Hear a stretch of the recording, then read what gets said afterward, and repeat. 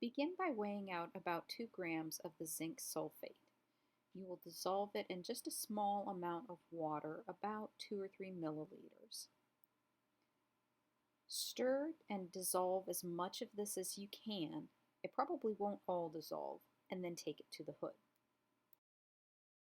In the hood, you will add concentrated ammonium hydroxide dropwise.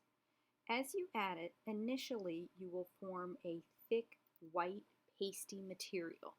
This is the zinc hydroxide. Be sure to stir your mixture between every few drops, and do not add more than about 3 milliliters, remembering that the bottom of the bulb of the pipette is about 1 milliliter. Initially, you will form a thick, white, pasty material. This is the zinc hydroxide. As you add more of the concentrated ammonia, this will clear up and the solution will become transparent. This is because the zinc hydroxide is insoluble, but as the ammonia attaches to the zinc, it allows it to become more soluble again.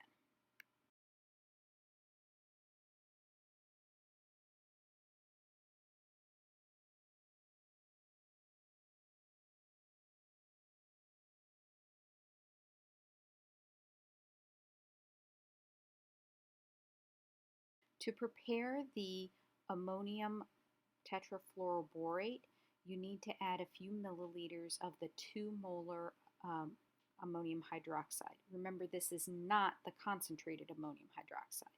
Stir and dissolve as best you can.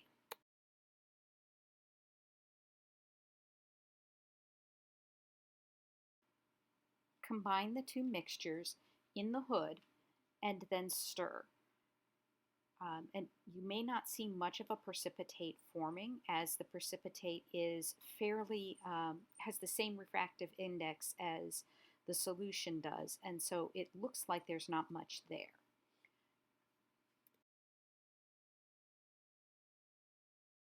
Allow this to sit for at least 10 minutes. If you hold your beaker up to the light, you will better be able to see that you have formed a precipitate.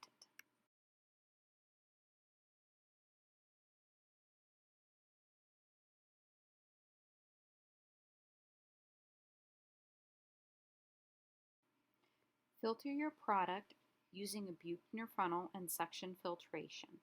Make sure you dampen the filter paper before you start transferring your material, and you may have to transfer in several small increments.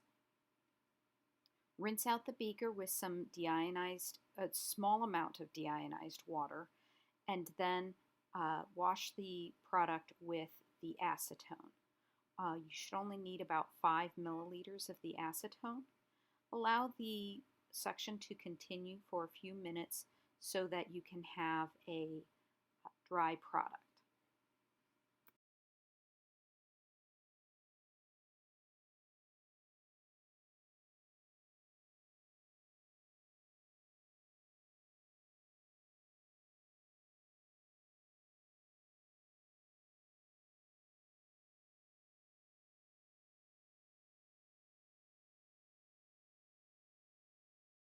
Break up your product using a spatula so that you can have a quicker drying time, but be very gentle so that you don't tear the filter paper.